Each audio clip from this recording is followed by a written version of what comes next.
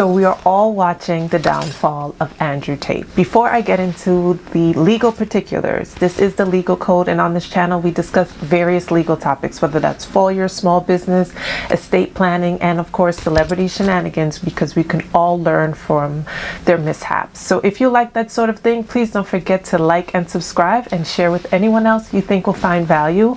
Also, I am a real life attorney, so if you would like the opportunity to meet with me one-on-one to get real answers to your legal questions, there's a link in the description box and you can schedule a consultation and I will walk you through whatever area or concern that you have related to your small business, whether that's about trademark, whether that's about fair use on the internet, whatever it may be. We'll try and find you answers.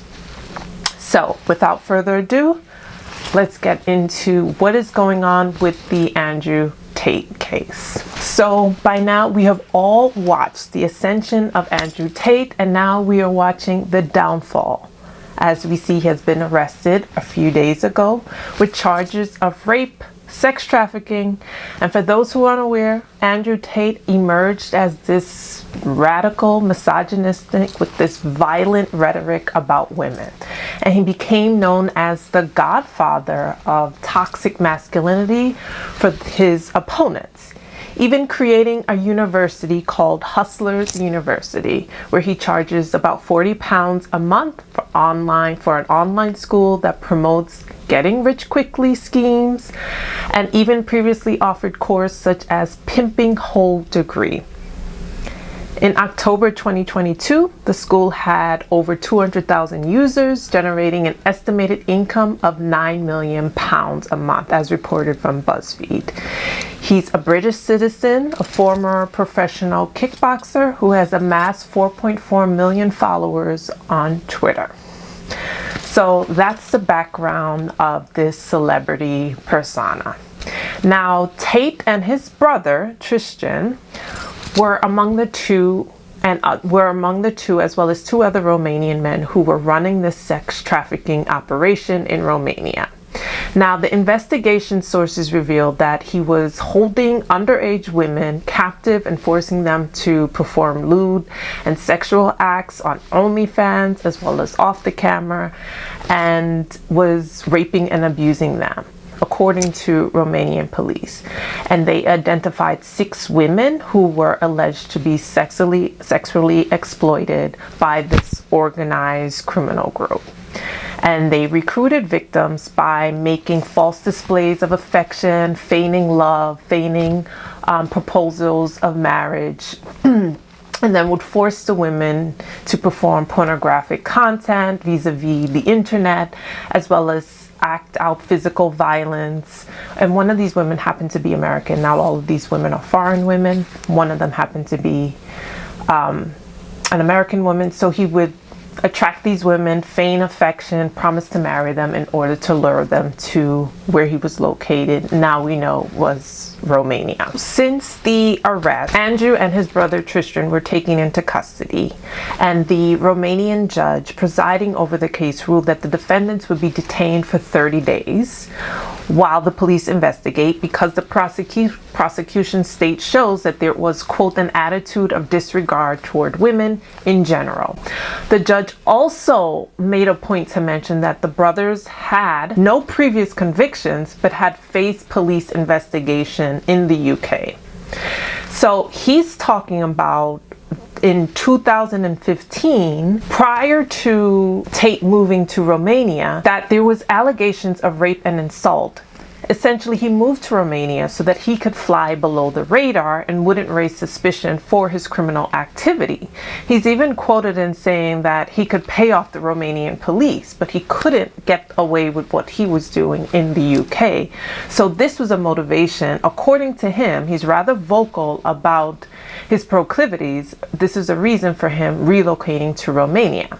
Now, neighbors to Tate's estate say that there was always a lot of activity, lots of women surrounding the compound, but they were relatively decent neighbors. But it was obvious to anyone observing the kind of work that they were doing, i.e. sex trafficking, prostitution, and that they seemed to be working mostly at night and the house became really lively at night, so according to the neighbors. And the kids in the neighborhood recognized the girls that were associated with Tate. They became known as Tate's girls. So Tate found fame as a contestant on Channel 5's Big Brother back in 2016, but he was expelled from the show when the producers were told by police that they were investigating allegations of abuse against him. So as far back as 2015 and 2016, Tate was being investigated. Despite this, did not prevent his rise to fame. In 2015, he was in fact arrested for accusations of rape and assault, but the case was mishandled by the British police, and so Tate was not convicted, but was released while the police continued to investigate. But he was allowed essentially to be a free man, allowed to be a contestant, allowed to be a correspondent on various shows while this investigation went on. Now, press reports linked his ousting from the house on Big Brothers to a video that had surfaced of him slapping his then ex-girlfriend and then beating her with a belt.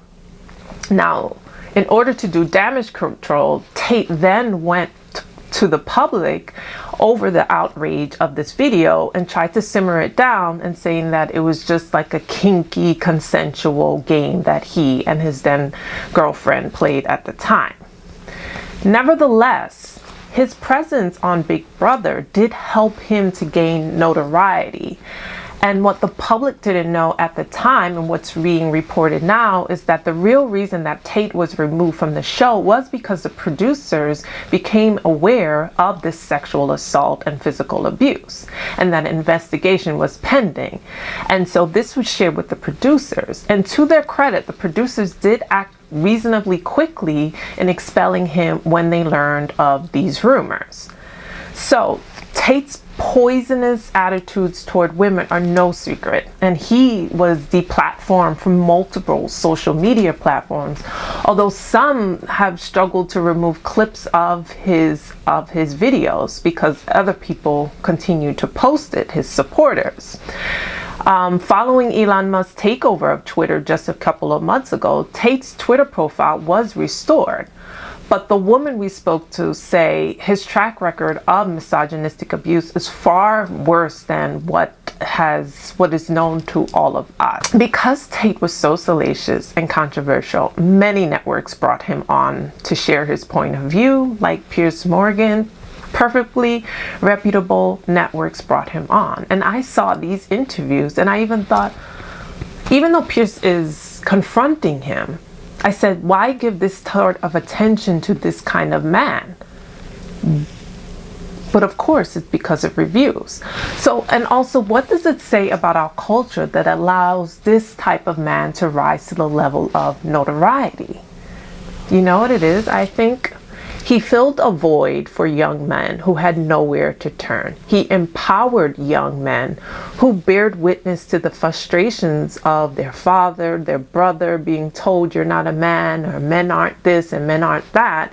So it sort of encouraged the next generation of men searching to latch on to this sort of rhetoric, because they saw the generation before being railroaded. In essence, they said, not I.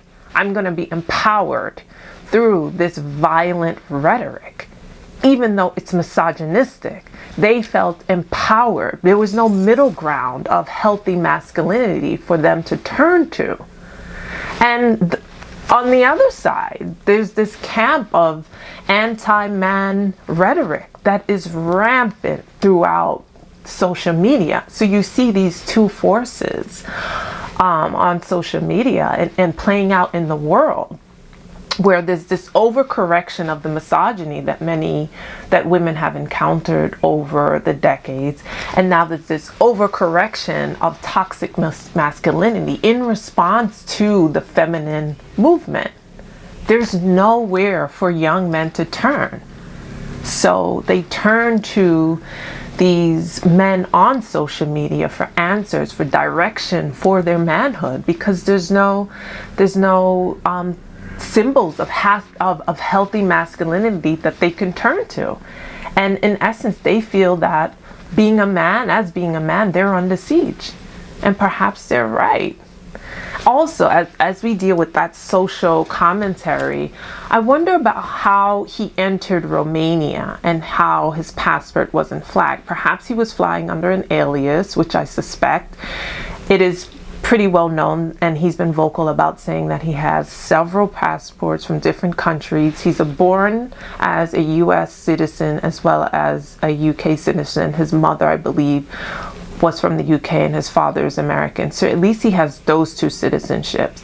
And because of his ability to invest in certain countries, because he has a sizable estate of about 700 million, last I checked, he's able to buy property in various locations or invest in various countries in order to get passports or visa. And so he has several passports. So I wonder if he flew into Romania under an alias, because he was at large according to British police, but he still was able to travel to Romania. So I wonder if there was a breakdown across the border where the borders weren't communicating with one another, or perhaps border control was paid off. He flew in private, he paid off the right people, so he was able to enter the country. Perhaps he has a Romanian passport, again, under an alias. We don't know, but I'm going to do some digging as to how he could enter the country and operate this business and go undetected.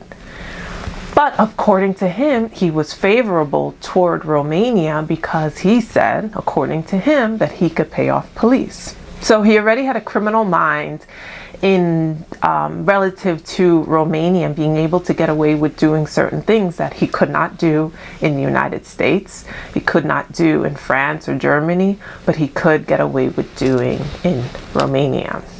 Let me know your thoughts. Let me know your sentiments about the social commentary going on with the misogynistic commentary and perhaps YouTube channels as a response to the feminist channels. And do you see a true battle of the sexes playing out before all of us? All I know is, as I read about these stories happening in the world, every day we move further and further away from God's light. That we allow these type of men, these type of women to be put on pedestals and have a voice to encourage the next generation. There's seriously a problem with the culture that allows these type of people to rise to notoriety and influence young people. But let me know your thoughts in the comment section, and I will see you next time. Bye-bye.